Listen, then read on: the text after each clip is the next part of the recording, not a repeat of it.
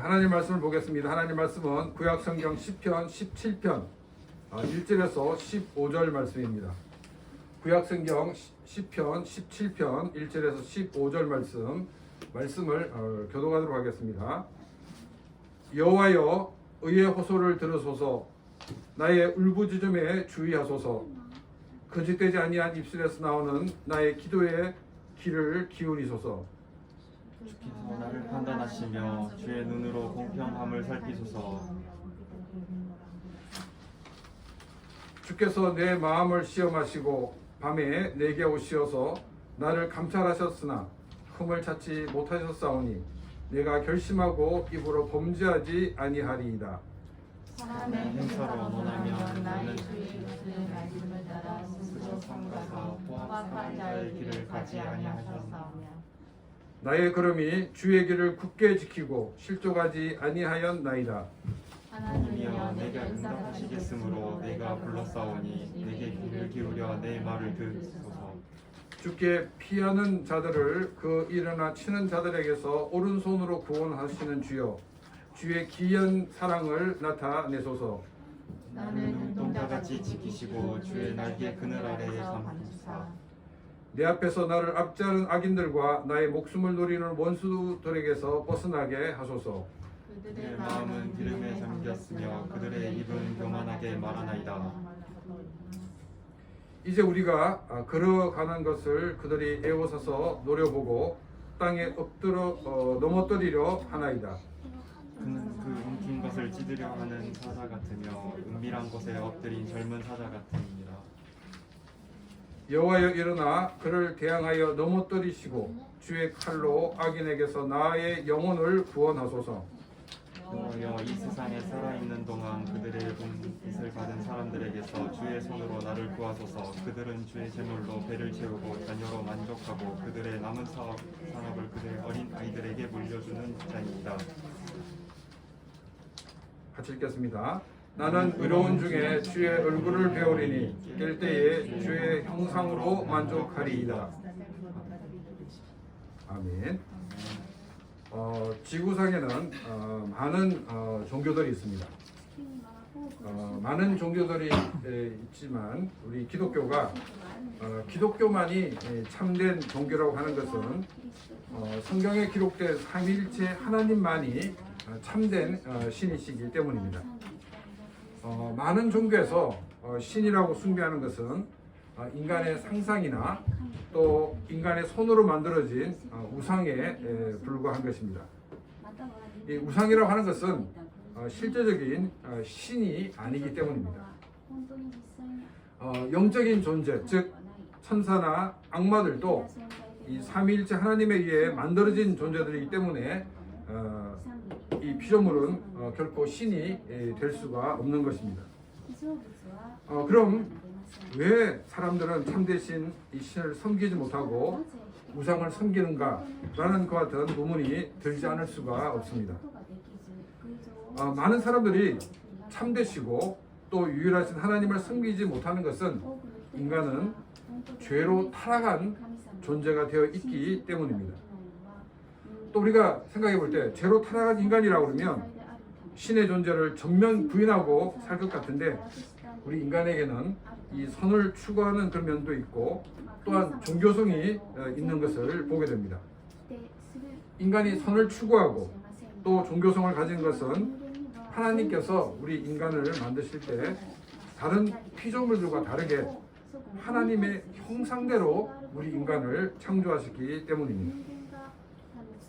하나님의 형상대로 창조함을 받았다는 것은 우리 인간은 인격적인 존재라는 것입니다. 그리고 이 하나님과 교제하는 존재로 하나님은 우리 인간을 창조하셨다는 것입니다.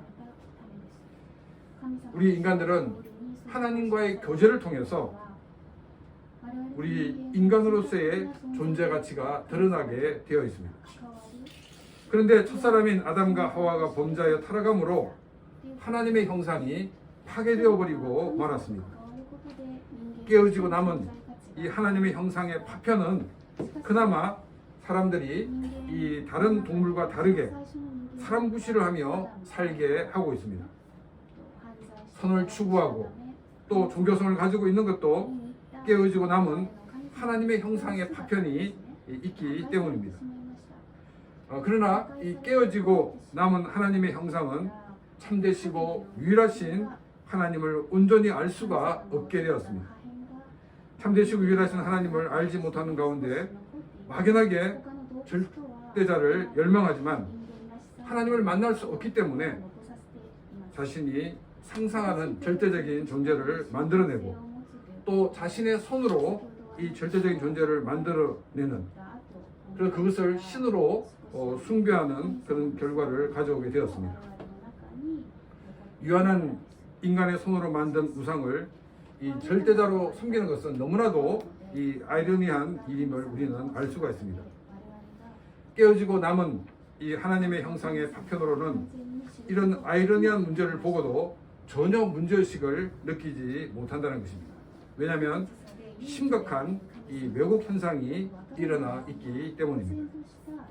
삼일째 하나님이 아닌 우리 인간 자신이 상상과 손으로 만든 우상을 신으로 섬기는 그와 같은 결과를 가져오게 되었습니다. 사람들이 참되신 하나님을 만나기 위해서는 하나님이 사람들을 찾아오셔야 했습니다. 아담과 하와가 하나님이 금하신 명령을 어겼을 때 하나님은 그들을 찾아오셨습니다. 그리고 그들이 하나님께 나올 수 있는 길을 말씀해 주셨습니다. 그 길은 메시아가 이 땅에 오심으로 열리게 될 것입니다. 그 길이 열리기 전까지는 그가 오심을 믿음으로 하나님께 나아갈 수 있게 되었습니다. 메시아이신 예수 그리스도가 이 땅에 오시고 십자가에서 우리 죄를 지고 예수님께서 죽으셨습니다. 그리고 예수님은 이 사흘 만에 죽음에서 부활하셨습니다. 예수님이 십자가에서 죽으신 것은 우리의 죄를 대신 지심으로 죄값을 다 치우시기 위해서였던 것입니다. 우리가 받아야 되는 형벌을 예수님이 다 지시고 그 형벌을 받으셨던 것입니다. 그리고 예수님의 부활은 우리가 구원을 받아 이 부활하게 될 것에 대한 그 열매를 보여주신 것입니다. 그래서 예수님의 부활을 첫 열매라고 표현을 하고 있습니다. 이 예수 그리스도의 공로를 믿으면 구원을 받아 하나님께 나아가 하나님과 교제할 수 있게 되고 또한 부활하여서 하나님 나라에서 영원한 삶을 누리게 되는 것입니다. 왜 우리가 잘 알고 있는 내용을 말씀드리냐면 이제 앞으로 다른 종교와 좀 비교를 하게 될 텐데 이런 다른 종교와 비교를 하면서 설명하다 보면 다른 종교와 우리 기독교를 이렇게 동급으로 보면서 기독교가 다른 종교보다 조금 낫구나 이런 생각을 가질 수 있기 때문입니다. 우리 기독교는 참되시고 유일하신 하나님을 섬기는 참된 종교입니다. 다른 종교는 참된 신이 아닌 인간이 만든 우상을 섬기는 거짓된 종교라는 것입니다. 이 세상에 존재하는 이 종교들이 그들 나름대로의 문화를 가지고 있습니다. 그런데 이 모든 종교에 공통적인 것이 있습니다. 그것이 뭐냐면 바로 기도입니다. 이 모든 종교에 기도가 있다는 것은 다른 말로 얘기하면 모든 사람들에게 기도할 거리가 있다는 것을 우리는 알 수가 있습니다. 그 중에 저는 기도할 것이 없습니다 라고 말하는 사람이 있다 그러면 그 사람은 이 세상 사람이 아닙니다. 그 사람은 죽은 사람이거나 아니면 조금 병원에서 치료를 받아야 되는 그런 사람일 것입니다. 기도할 것이 있다는 것은 사람마다 자신이 이루고자 하는 소원이 있다는 것입니다. 소원이 없는 사람은 아무도 없습니다. 정말 경건한 사람도 소원이 뭐냐면 내가 어떻게 하면 더 경건해질까? 어떻게 하면 주님을 닮아갈까? 그런 소원도 가지게 된다는 것입니다. 근데 모두가 자기 나름대로의 소원을 가지고 있습니다. 그래서 이 소원을 이루기 위해 기도를 하는 것입니다. 기도의 내용을 보면은 참되시고 유일하신 하나님을 섬기는 기독교인들이나 또 다른 종교나 별 차이가 없다고 생각이 드는 경우도 있을 것입니다. 건강, 성공, 그리고 안정과 평화, 그리고 자녀가 잘 되는 것, 이것은 인간이 살아가는데 누구나 이루어지기를 소원하고 있는 것입니다. 이것을 구하는 자체가 잘못된 것은 아니란 것입니다. 다른 종교는 참된 신이 아닌 우상에게 기도하기 때문에 그 기도는 잘못된 기도입니다. 왜냐하면 기도의 대상이 잘못되었기 때문입니다. 어떻게 보면 너무나 세속적인 욕심이 아닌가라는 생각이 들 수 있겠지만 우리는 참되시고 유일하신 하나님께 기도를 드리고 있기 때문에 그 기도는 바른 기도라는 것입니다. 오늘 우리가 기도에 대해 함께 생각해 보면서 참되시고 유일하신 하나님을 믿는 우리들의 기도는 어떤 기도인가를 점검해 보는 시간이 되시기 바랍니다. 그리고 이 기도로 늘 승리하는 그런 복된 삶을 사는 계기가 되시기를 바랍니다. 1절 말씀을 보겠습니다. 여호와여 의의 호소를 들으소서 나의 울부짖음에 주의하소서 거짓되지 아니한 입술에서 나오는 나의 기도에 귀를 기울이소서. 우리가 일본어 성경을 보게 되면 기도, 다윗의 시라는 이 시편의 성격을 말하고 있는 것을 보게 됩니다. 이 시편 17편은 다윗의 기도라는 것입니다. 다윗은 야훼 하나님을 부르고 있습니다. 약속하시고 그 약속을 이루시는 야훼 하나님께 의의 호소를 들어달라고 부르짖고 있습니다. 이 의의 호소라는 이 말을 히브리 성경을 직역해 보면 정당한 이유입니다. 그러면 우리는 이 말씀을 통해서 기도에는 정당성이 있어야 된다는 것을 우리는 알 수가 있습니다. 정말 자기가 정당성을 가지고 있기 때문에 너무나도 원통해서 울부짖게 된다는 것입니다. 예수님께서 기도의 비유를 하시는 가운데 불의한 재판관과 이 과부의 비유를 하셨습니다. 어떤 도시에 하나님을 두려워하지 않고 사람을 무시하는 재판장이 있었다라고 말씀하셨습니다. 이 고대 사회 재판장은 이 법관이 따로 있는 것이 아니라 그 지역을 관리하는 이 최고 높은 사람이 바로 재판장이었습니다. 이 관리는 하나님을 두려워하지 않고 또 사람들을 무시하는 사람이었으니까 자기 마음대로 하는 그런 사람이었던 것을 우리는 알 수가 있습니다. 그런데 재판을 청원한 사람이 있었는데 이 청원인은 과부였습니다. 당시 과부는 가장 힘없는 사람의 대명사였습니다. 자기 마음대로 하는 그 관리가 그 아무 힘이 없는 그 과부를 볼 때 정말 이 과부의 재판에는 아무런 관심을 갖지 않게 되었습니다. 그런데 이 과부는 포기하지 않았습니다. 끊임없이 청원하니까 귀찮아서 그 과부의 원한을 풀어주었다라고 말씀하고 있습니다. 자, 그럼 여러분 생각해 보십시오. 자기 마음대로 권력을 휘두르는 관리입니다. 힘없는 과부가 자기를 귀찮게 한다 할 때 그냥 그 한 칼에 그 모든 것을 날려버릴 수가 있는 것이 그 권력자입니다. 근데 이 관리가 그 과부의 청원을 무시를 하지 못했다는 것입니다. 왜냐하면 그 과부의 청원에는 정당성이 있었기 때문입니다. 자기가 자기 마음대로 권력을 휘두르는 사람이라 할지라도 그 힘없는 과부의 이 청원의 정당성까지는 짓밟을 수가 없었던 것입니다. 끝까지 붙들고 기도할 수 있는 것은 그 기도에 정당성이 있기 때문입니다. 우리 성공하는 것 좋습니다. 그러나 성공한 다음 어떻게 살 것인가가 더 중요하다는 것입니다. 하나님 저에게 성공하게 해주십시오. 그래서 지금 저를 비웃고 저 거들먹거리는 그 사람에게 제가 찍소리도 못하게 하게 해주시옵소서라고 기도한다 그러면 그 기도는 정당성이 없는 기도라고 말할 수 있을 것입니다. 우리는 기도하기 전 자신의 소원이 정당한가를 우리는 살펴봐야 됩니다. 자, 그럼 여러분 나의 기도가 정당한지 정당하지 않은지를 알아보기 위해서는 어떻게 구별할 수 있겠습니까?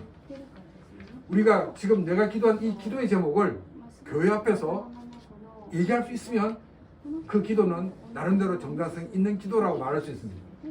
물론 이 교회의 이 여러 가지 풍습에 따라 좀 다를 수 있겠지만은 그냥 일반적으로 볼 때 교회 앞에서 내가 이걸 말할 수 있다라고 얘기한다면 그 기도는 정당성이 있다는 것입니다. 그래서 우리는 정당성을 가지고 하나님 앞에 나와 기도해야 한다는 것입니다. 다윗은 이 정당성을 또 2절에서 강조하고 있습니다. 2절 말씀입니다. 주께서 나를 판단하시며 주의 눈으로 공평함을 살피소서. 우리 한국어 성경에는 주께서라고 되어 있는데 일본어 성경에는 미마이까라로 번역되어 있습니다. 이 미마이까라는 이 말이 보다 더 잘된 번역이라고 말할 수 있습니다. 하나님 앞에서, 주님 앞에서 자신의 정당함을 보시고 평가해 달라는 것입니다. 이 고백은 다윗이 저는 죄인이 아닙니다 라는 그런 고백이 아니라는 것입니다. 또 제가 이렇게 산 것은 저의 노력이었습니다 라는 그런 고백도 아니라는 것입니다. 3절 말씀 보겠습니다. 주께서 내 마음을 시험하시고 밤에 내게 오시어서 나를 감찰하셨으나 흠을 찾지 못하셨사오니 내가 결심하고 입으로 범죄하지 아니하리이다. 다윗은 자신의 정당성을 하나님께서 테스트를 하셨다는 것입니다. 그런데 하나님께서 나의 흠을 찾지 못했다라고 고백을 하고 있습니다. 내 마음을 시험하시고 밤에 내게 오셔서 나를 감찰하셨다라고 말하고 있습니다. 우리는 속마음하고 다르게 겉으로만 사람들에게 보여주기 위해서 공정한 척, 또 정당한 척 할 수가 있습니다. 근데 하나님께서는 다윗의 마음을 테스트를 하셨다는 것입니다. 겉으로만 그런 척 하는 것인지 마음으로부터 우러나온 것인지를 확인해 보셨다는 것입니다. 또 밤에 내게 오시어 나를 감찰하셨다는 표현도 같은 표현입니다. 아무도 보지 않는 밤에 나의 본 모습이 드러날 때 하나님은 내게 오셔서 내가 어떠한 사람인지를 시험해 보셨다는 것입니다. 하나님께서 다윗을 시험해 보신 결과는 어떤 결과가 나왔겠습니까? 다윗은 하나님께서 나를 감찰하셨지만 흠을 찾지 못하였다라고 말하고 있습니다. 다윗은 사람들에게 보여주기 위해 공정한 척 또한 정당한 척하지 않았다는 것입니다. 마음으로부터 그리고 사람들이 보지 않는 곳에서도 그 공정함과 정당성을 가지고 있었다는 것입니다. 이것이 기도하는 사람들이 가지고 있어야 하는 중요한 포인트입니다. 다시금 1절로 가서 이 다윗은 거짓되지 아니한 입술에서 나오는 나의 기도에 귀를 기울여 달라고 말하고 있습니다. 이것은 두 가지를 우리에게 말하고 있습니다. 첫 번째는 뭐냐면 다윗은 일상 삶에서 거짓말을 하지 않는 삶을 살고 있다라고 말하고 있는 것입니다. 입만 열면 거짓말을 하는 사람들이 있습니다. 또 이 사람은 이 자신이 거짓말하는 것이 굉장히 지혜로운 것이라고 또 착각을 하고 있습니다. 더 큰 착각은 뭐냐면 자신의 이 거짓말에 모든 사람들이 다 속고 있다라고 생각하는 것입니다. 정세가 심한 사람은 자기가 지금 어떤 말을 했는지도 모르고 무조건 그렇게 거짓말을 하는 사람도 있습니다. 기도하는 사람은 일상의 삶에서 거짓말을 하는 삶을 살아서는 안 된다는 것입니다. 또 거짓되지 아니한 입술에서 나오는 나의 기도에 귀를 기울여 달라는 이 말은 두 번째 의미가 뭐냐면 하나님께 거짓 없이 솔직히 아뢰고 있다는 것입니다. 이 사람들과의 대화에서는 직접적으로 표현해야 할 때도 있지만 대부분 돌려서 표현할 경우가 더 많이 있습니다. 사람들과의 대화에서는 오해할 수도 있고 또한 상처를 줄 수 있기 때문입니다. 그러나 하나님 앞에 설 때는 우리는 하나님께 돌려 말하지 않아도 됩니다. 자신이 느끼는 감정, 자신의 솔직한 마음을 하나님께 고백하면 하나님은 우리의 마음을 받아주시고 또한 그 기도에 응답을 해 주시는 것입니다. 3절에서 다윗은 내가 결심하고 입으로 범죄하지 아니하리이다 라고 말하고 있습니다. 입으로 범죄하지 않는다는 이 말은 단지 거짓말만을 말하고 있는 것이 아닙니다. 다른 사람들을 비방하는 것, 그것도 해당됩니다. 하나님께 기도하고 찬양하는 입에서 거짓과 비방하는 그 말이 나가는 입술이 되어서는 안 된다는 것입니다. 하나님께서는 성막이나 성전에 드리는 이 모든 예배에 사용되는 도구를 기름을 부어 거룩하게 하라고 말씀하셨습니다. 이 말은 무슨 말입니까? 예배를 드리기 위한 도구는 다른 도구와 구별이 되어져야 한다는 것입니다. 우리의 입술도 마찬가지입니다. 교회에 나와서 하나님을 찬양한 입이 되었다가 직장에서는, 가정에서는 욕을 하고 거짓말을 하고 비방하고 저주하는 입이 되어서는 안 된다는 것입니다. 사람들에게 거짓말하고 사람들을 비방하는 저주하는 입이 되어서는 결코 안 된다는 것을 우리에게 보여준 것입니다. 야고보서 3장 10절 말씀입니다. 한 입에서 찬송과 저주가 나오는도다. 내 형제들아 이것이 마땅하지 아니하니라. 우리의 입은 하나님을 찬양하는 입이며 하나님께 기도하는 입입니다. 저주나 거짓이나 비방이 우리의 입에 담기지 않도록 우리의 입을 평소에 구별하여 드리는 그런 귀한 삶이 기도하는 자의 삶인 것입니다. 4절입니다. 사람의 행사로 논하면 나는 주의 입술의 말씀을 따라 스스로 상가며 포악한 자의 길을 가지 아니하였사오며. 다윗은 이 자신의 삶의 근거를 주의 입술의 말씀, 즉 하나님의 말씀을 따라 삼가였다라고 말하고 있습니다. 기도하는 자에는 하나님의 말씀을 따르는 삶이 되어야 하는 것입니다. 우리는 퍼펙트하게 하나님의 말씀을 따라 행할 수가 없습니다. 그러나 나의 마음으로부터 하나님의 말씀을 따라야겠다는 그와 같은 결단이 먼저 필요한 것입니다. 그리고 하나님의 말씀을 붙들고 한 걸음 한 걸음 나가야 합니다. 아이가 걸음마를 배울 때 넘어지더라도 한 걸음 한 걸음 나갈 때 넘어지지 않고 걸어갈 수 있는 것처럼 우리가 하나님 말씀 붙들고 나갈 때 처음에는 넘어지는 경우도 있을지 몰라도 그러나 우리는 그 말씀대로 따라 살아갈 수 있는 삶을 살 수가 있게 되는 것입니다. 말씀대로 살지 않는 사람들의 특징이 있습니다. 성경을 잘 모릅니다. 왜냐하면 성경을 읽고 있지 않기 때문입니다. 또 두 번째로는 이 성경을 잘 모르기 때문에 바른 기도를 드리지 못합니다. 그래서 하나님의 능력을 경험하지 못하게 됩니다. 이런 사람들은 대부분 기복적인 신앙에 빠지거나 혹은 신비주의 신앙에 빠져버리고 마는 것입니다. 주의 입술의 말씀, 하나님 말씀을 따라갈 때 임하는 하나님의 놀라운 은혜를 다윗은 이렇게 말하고 있습니다. 5절 말씀입니다. 나의 걸음이 주의 길을 굳게 지키고 실족하지 아니하였나이다. 처음에는 넘어지고 쓰러지는 것처럼 보이지만 마치 실패하는 사람처럼 보이지만 그러나 끝까지 말씀을 붙들고 나가게 될 때 주의 길을 굳게 지키고 실족하지 않았다는 것입니다. 기도하는 사람은 하나님의 말씀을 붙들고 사는 사람입니다. 하나님의 말씀을 붙들고 산다는 것은 결코 우리의 힘으로 감당할 수가 없는 것입니다. 그래서 우리는 기도를 통해 하나님으로부터 새 힘과 새 능력을 우리는 공급을 받아야지만이 말씀을 붙들고 살 수가 있는 것입니다. 4절 끝부분에 보면 이 포악한 자의 길을 가지 아니하였다라고 고백하고 있습니다. 우리는 기독교 역사를 보게 되면 하나님의 말씀을 지킨다는 이유로 이 종교 재판을 통해 많은 사람들에게 이 포악을 행한 것을 우리는 기억하고 있습니다. 십자군 전쟁도 사실 이 포악한 자의 길이었습니다. 또 천주교와 개신교의 대입으로 일어난 종교 전쟁도 이 포악한 자의 길이었습니다. 또 제세례파 사람들에게 대한 처형도 포악한 자의 길이었습니다. 하나님의 말씀을 지키기 위해 포악을 행하는 것은 그 어떤 것도 용납될 수가 없다는 것입니다. 그럼에도 많은 사람들은 말씀을 수호한다는 명분으로 포악을 행하였습니다. 사람들이 포악을 행하는 것은 말씀 수호라는 그 명분 뒤에 숨어있는 자기의 기득권을 놓치기 싫어서입니다.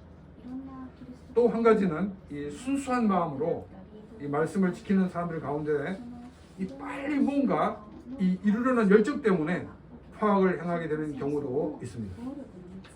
우리는 하나님의 때를 기다려야 합니다. 우리는 하나님의 방법을 기다려야 됩니다. 내가 빨리 뭔가를 이루려 하다 보면 오히려 많은 사람들이 다치는 경우가 있다는 것을 기억해야 됩니다. 그리고 말씀대로 사는 자들이 되기 위해 우리는 인내를 해야 됩니다. 말씀을 따르는 사람들은 이 일을 빨리 이루고자 하는 그 마음 때문에 포악한 자의 길을 걸을 수 있다는 것을 기억하면서 우리는 늘 조심을 해야 한다는 것입니다. 우리는 포기하지 않고 기도하면서 하나님의 말씀을 가르쳐야 합니다. 하나님께서 각 사람의 마음을 어루만져 주셔서 그들이 변화되기를 우리는 기도해야 합니다. 사람들이 기도하는 것은 모든 사람들은 모두가 이루어지는 그런 소원이 있다는 것을 우리가 알 수가 있다고 말씀을 드렸습니다. 그런데 그 소원의 내용을 보게 되면 대부분 많은 내용들이 이 어려움에서 나를 건져 주십시오 하는 것이 그 소원의 내용입니다. 이 말은 많은 사람들이 살아가는 가운데 어려운 일을 만나고 있다는 것입니다. 어려움을 겪고 있는 것을 볼 때 어떤 사람들은 야 그런 거 아주 어렵게 생각해 라고 생각하는 경우도 있지만은 그 어려움을 당하는 본인은 정말 죽을 것만큼 그런 어려운 경우도 있습니다. 어쨌든 간에 어려운 일을 만났을 때 우리가 그 어려움을 이길 수 있는 것은 기도입니다. 6절과 7절 말씀입니다. 하나님이여 내게 응답하시겠으므로 내가 불렀사오니 내게 귀를 기울여 내 말을 들으소서. 주께 피하는 자들을 그 일어나 치는 자들에게서 오른손으로 구원하시는 주여 주의 귀한 사랑을 나타내소서. 6절은 하나님께서 나의 기도를 응답해 주실 것이기 때문에 내가 하나님을 불렀다는 것입니다. 그러니 하나님 이제 나의 기도를 들어주십시오 라는 이 말입니다. 왜 하나님께서 이렇게 기도를 응답해 주시기를 구하냐면 7절 말씀 보니까 주께 피하는 자들이 아주 심각한 상황에 놓여있기 때문입니다. 주께 피하게 된 이유가 주님께 피하게 된 사람들을 치는 사람들이 있었기 때문입니다. 우리는 여기서 우리의 삶에서 만나게 되는 어려운 일에 대해서 한번 생각해 봐야 됩니다. 우리가 살아갈 때 어려운 일을 만나고 그 어려운 일 때문에 우리는 기도하게 됩니다. 우리는 이 어려운 일을 만나지 않는 것이 최고의 좋은 길이라고 생각합니다. 그럼 우리가 어떻게 하면 이 어려운 일을 만나지 않고 살아갈 수 있을까요? 사람들은 윤리적으로, 도덕적으로, 또 성경의 원리를 따르면 우리는 결코 어려움을 만나지 않을 것이라고 생각합니다. 근데 우리가 오늘 방금 읽었던 1절에서 5절 말씀을 통해 배운 것이 뭐냐면 기도하는 자의 기도의 내용에 정당성이 있어야 되고 또 말로 다른 사람들을 해하는 삶을 살아서는 안 되고 또 하나님의 말씀을 붙들고 살아가는 가운데 그 말씀을 이루기 위해서 지키기 위해서 포악한 자가 되어서도 안 된다라고 우리는 말씀을 통해 들었습니다. 정말 이런 삶을 사는 사람은 훌륭한 믿음의 사람이라고 우리가 말할 수 있습니다. 그런데 이런 훌륭한 삶을 사는 자가 단순히 자기의 소원을 이루기 위해서가 아니라 자기가 당한 그 어려움에서 자기를 건져달라고 하나님께 기도를 하고 있다는 것입니다. 윤리적으로, 도덕적으로 잘못이 없어도 위기가 찾아온다는 것입니다. 하나님의 말씀을 붙들고 사는데도 위기가 찾아온다는 것입니다. 많은 사람들이 오해하는 것처럼 죄를 버리고 단지 착하게 살면 위기가 없어지는 것이 아니라는 것입니다.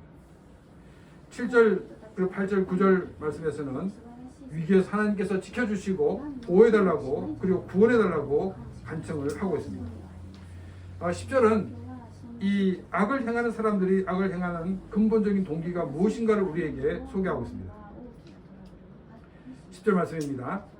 그들의 마음은 기름에 잠겼으며 그들의 입은 교만하게 말하나이다. 이 10절은 한마디로 얘기하면 교만입니다. 교만은 하나님의 백성을 무시하게 됩니다. 교만은 말씀을 지키는 하나님의 백성이 보기도 싫어지게 됩니다. 그래서 괴롭히게 되고 위기에 빠뜨리게 된다는 것입니다. 11절 말씀을 보겠습니다. 이제 우리가 걸어가는 것을 그들이 애워싸서 노려보고 땅에 넘어뜨리려 하나이다. 하나님 백성의 적들은 하나님 백성으로 사는 것을 그냥 두고 보지 않습니다. 그 사람이 넘어지도록 엄청나게 노력하고 있는 것을 우리는 보게 됩니다. 12절입니다. 그는 그 움킨 것을 찢으려는 사자 같으며 은밀한 곳에 엎드린 젊은 사자 같으니.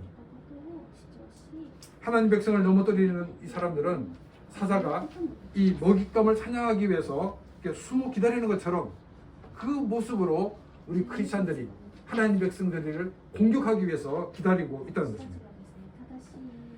이 말씀은 하나님의 백성으로 사는 것 때문에 더 위기를 맞이하는 경우가 많다는 것입니다.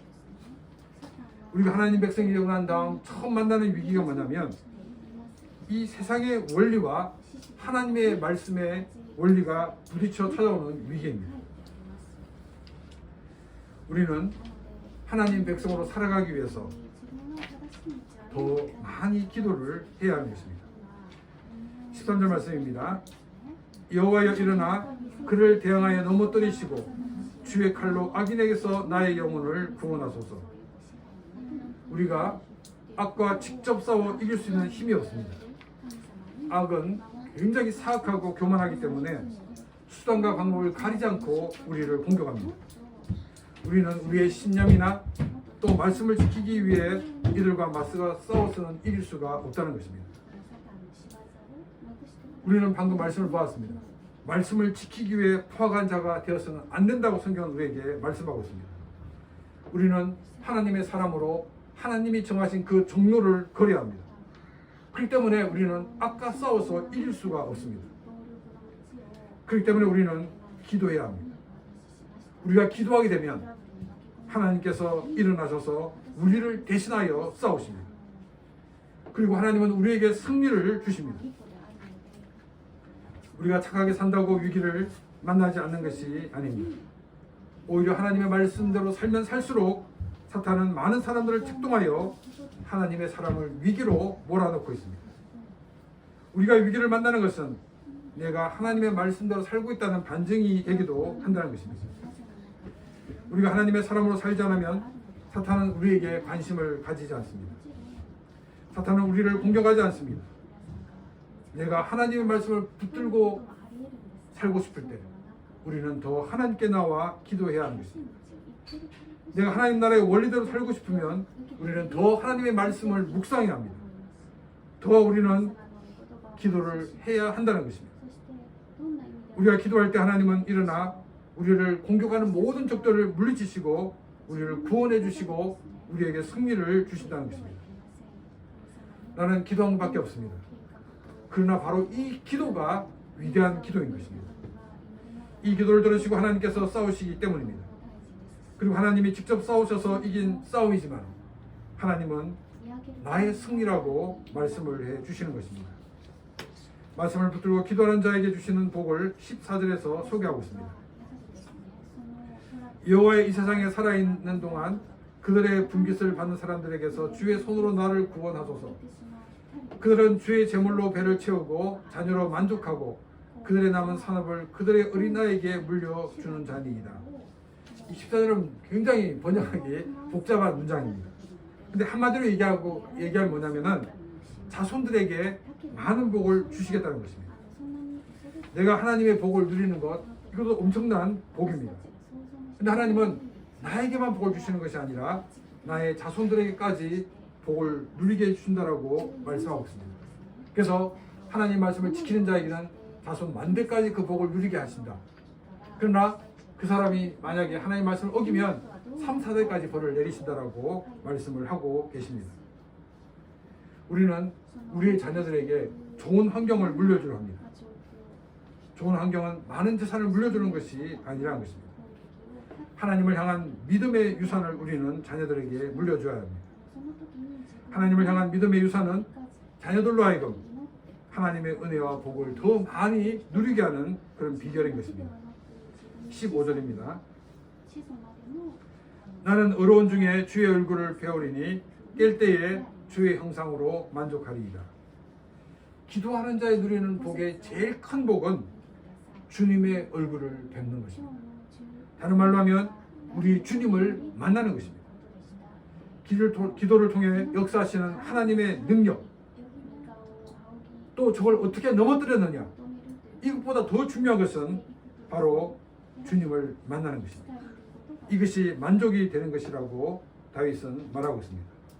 또 깰 때의 주의 형상으로 만족하리이다 라고 말씀하고 있는데, 이 깰 때라는 것은 언제냐면 우리 잠자다 깰 때가 아니라 우리가 죽고 난 다음 하나님 앞에서 눈을 뜰 때를 말하고 있습니다. 이 세상 살 때는 죄에 물들어 있고 또한 여기저기에 상처투성이었던 나였지만 그러나 하나님 앞에 서게 될 때 나의 모습이 주님의 형상을 닮은 모습이 되어 있어서 거기에 만족하고 있다는 것을 우리에게 말씀하고 있습니다. 이 세상에 만나는 그 위기들은 우리들로 하여금 더 주님을 닮아가게 하는 계기가 되었다는 것입니다. 바울은 사랑하는 제자에게 이렇게 말하고 있습니다. 디모데전서 4장 5절입니다. 하나님의 말씀과 기도로 거룩하여 짐이라. 하나님 말씀인 성경과 기도는 우리를 거룩하게 하는 것입니다. 우리를 더 주님을 닮은 사람으로 만드는 것입니다. 기도의 사람들이 되시기를 바랍니다. 기도의 어머니가 되시고 기도의 아버지가 되시기를 바랍니다. 기도를 통해 우리는 하나님 주시는 승리를 경험하게 됩니다. 기도를 통해 하나님은 우리의 자녀들에게도 많은 복을 약속해 주십니다. 우리의 가장 큰 복은 기도를 통해 주님을 만나는 것입니다. 우리는 기도와 말씀을 통해서 시련을 믿음으로 이기고 그래서 더 주님을 닮아가는 복된 삶이 되시기를 주님의 이름으로 축원합니다. 오늘 이 시간 말씀을 생각같이 기도드리겠습니다.